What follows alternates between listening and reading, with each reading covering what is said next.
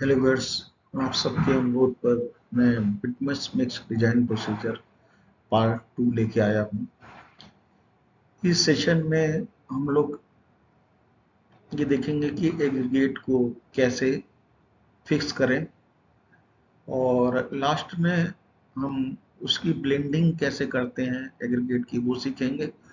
और आपकी हेल्प के लिए मैं एक्सेल सीट दूंगा जो कि डिस्क्रिप्शन में लिंक रहेगा, वहां से आप डाउनलोड कर लीजिएगा।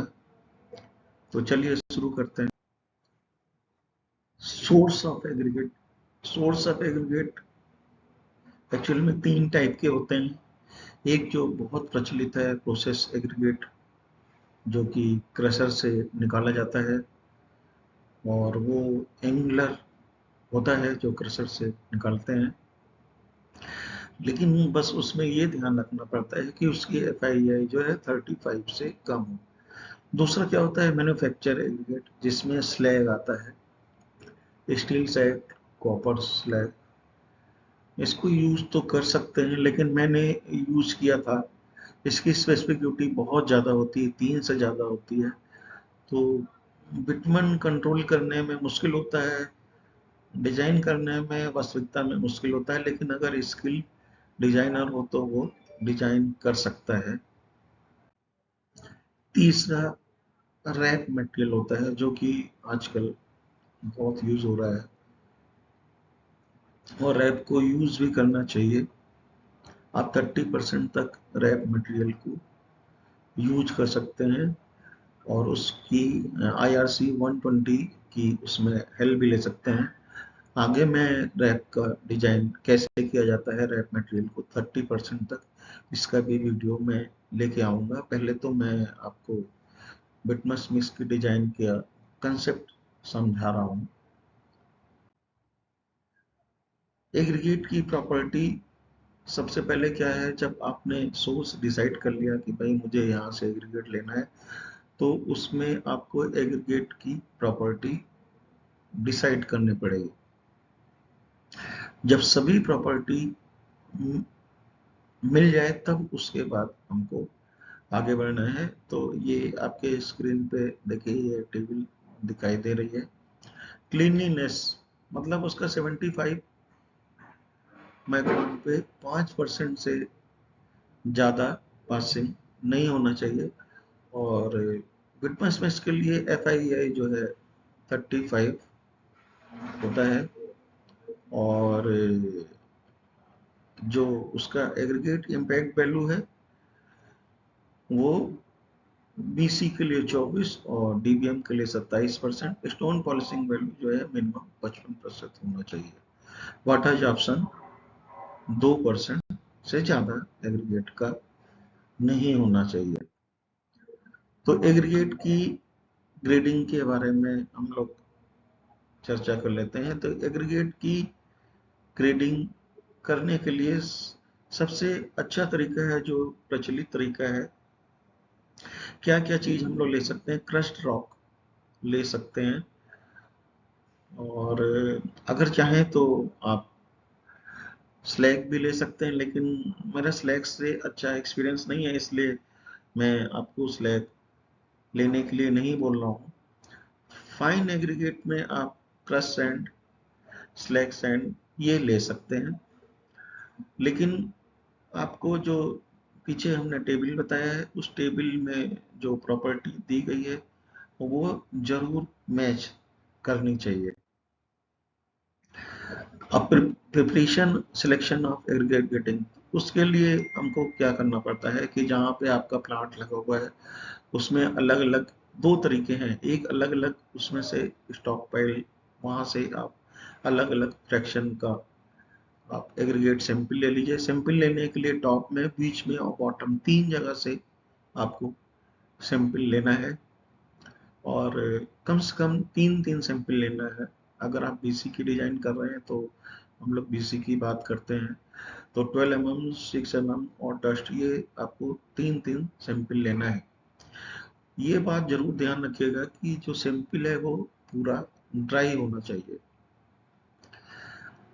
और सबसे ज्यादा बेहतर तो है कि आप हॉट मिक्स प्लांट के पिन से आप सैंपल ले लें तो वो ज़्यादा बेहतर रहेगा, क्योंकि आपको लास्ट में जो आपका डिजाइन है उसको फिट तो आपको हॉटमिक्स प्लांट में ही करना है।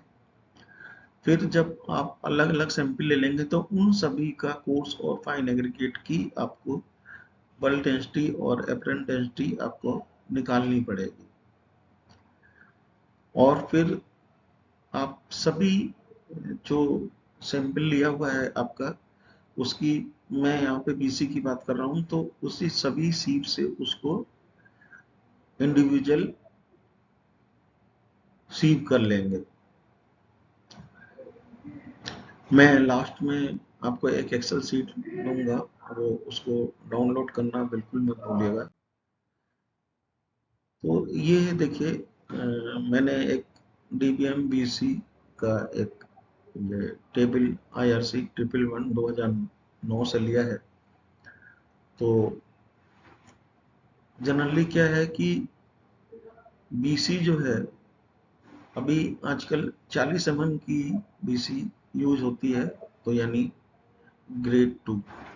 अभी ग्रेड का क्या चक्कर है, ग्रेड का चक्कर क्या है कि जैसे मान लीजिए ग्रेड 1 है तो वो थोड़ा कोर्स होगा, ग्रेड 2 है तो फाइन होगा। जैसे सैंड में होता है, जैसे जैसे ग्रेड बढ़ता जाता है और उससे एग्रीगेट का साइज, मतलब उनका साइज छोटा होता जाता है। जैसे ग्रेड 1 की अगर हम सैंड लेंगे तो सबसे मोटी होगी, और ग्रेड 4 की होगी तो सबसे पतली होगी।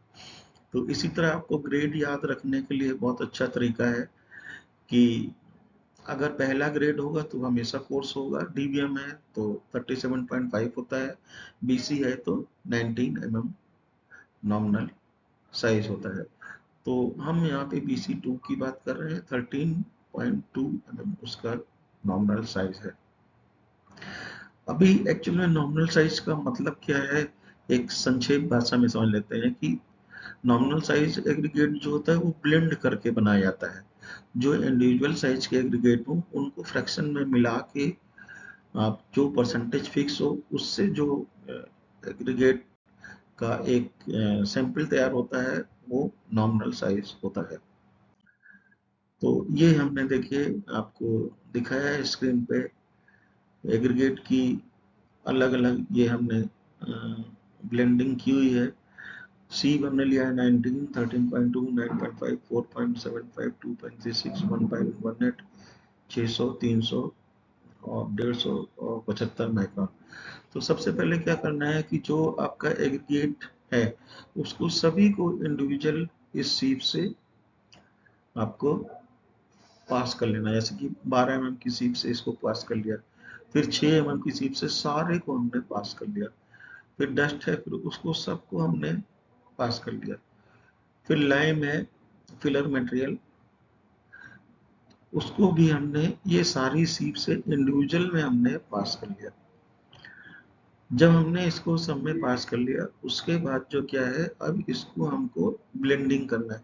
तो ब्लेंडिंग के लिए परसेंटेज लिया जाता है, आप ट्रायल एरर में करिए, परसेंटेज आपको फिक्स करना है। तो जैसे मैंने इसमें 48 ले लिया है 12 mm में, 6 mm में 12 ले लिया है, स्टोन डस्ट में 38 ले लिया और ये 100 कर लिया है।